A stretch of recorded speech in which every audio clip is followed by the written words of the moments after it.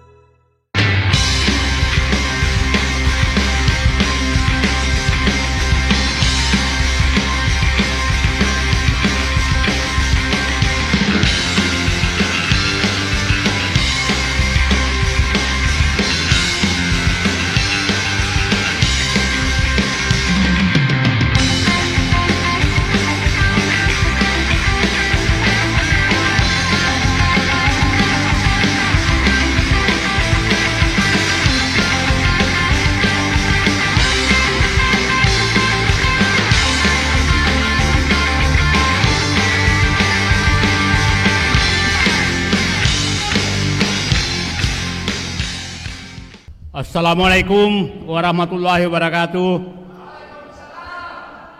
Terima kasih Bung Refli, Bapak penyelamat bangsa karena beliau konsisten untuk mengumpulkan kita semua. Judulnya ada apa dengan Prabowo?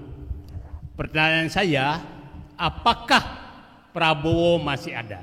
Kenapa pertanyaan itu muncul bagi saya? Saya membaca dan menghayati Pak Prabowo dari 3-4 bukunya yang saya baca mulai 2012.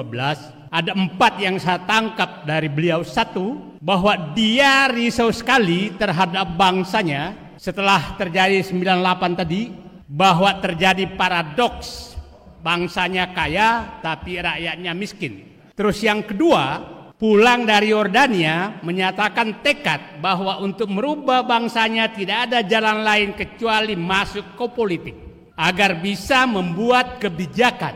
Dan dia berjuang secara konsisten lebih 20 tahun, mulai dari wapres, 2 kali calon presiden, baru menang menjadi presiden 2024. Apa yang mau dia perjuangkan? Saya lihat hanya 2 sebenarnya.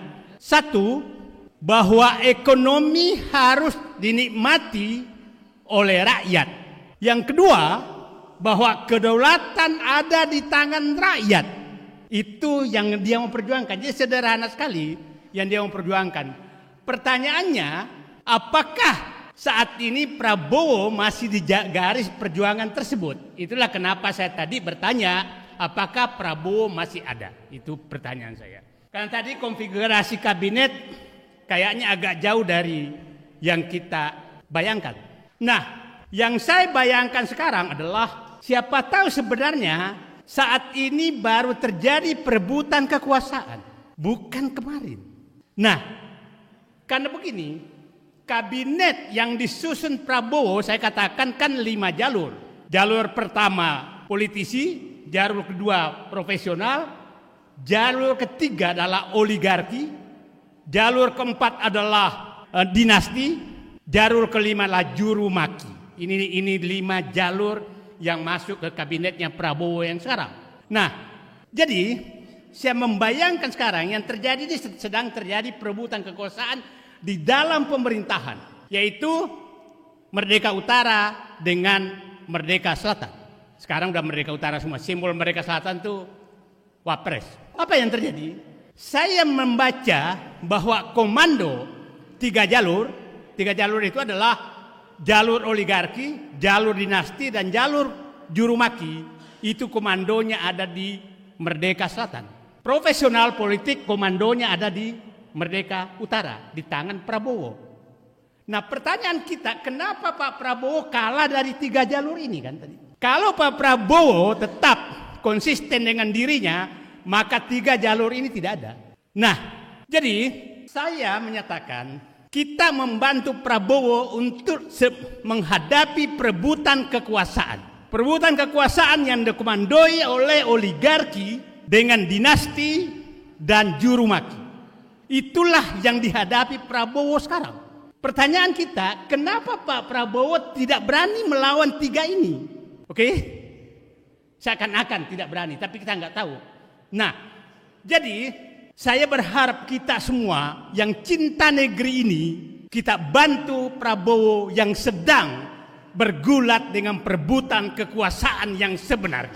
Jadi pemilu kemarin, Pilpres kemarin, baru saya sadari ini sebenarnya adalah perebutan formalitas kekuasaan. Perebutan kekuasaan baru sedang terjadi sejak Perintah Solo 13 Oktober 2024. Itulah menurut saya titik awal perebutan kekuasaan nyata. Karena saya yakin di Solo itulah terjadi 3 jalur ini menekan Prabowo yang ingin menyelamatkan bangsanya. Jadi saya katakan di negeri kita hari ini yang terjadi adalah berkumpul orang-orang yang ingin menyelamatkan bangsanya, ingin agar rakyatnya menikmati ekonomi, ingin agar kedaulatan di tangan rakyat, berhadapan dengan penikmat kekuasaan yang dilahirkan yang dipelihara oleh Jokowi selama 10 tahun. Dan mereka tidak mau kehilangan kekuasaan dan kenikmatan itu. Sehingga dipasanglah boneka Fufu Papa untuk kelangsungan kenikmatan mereka.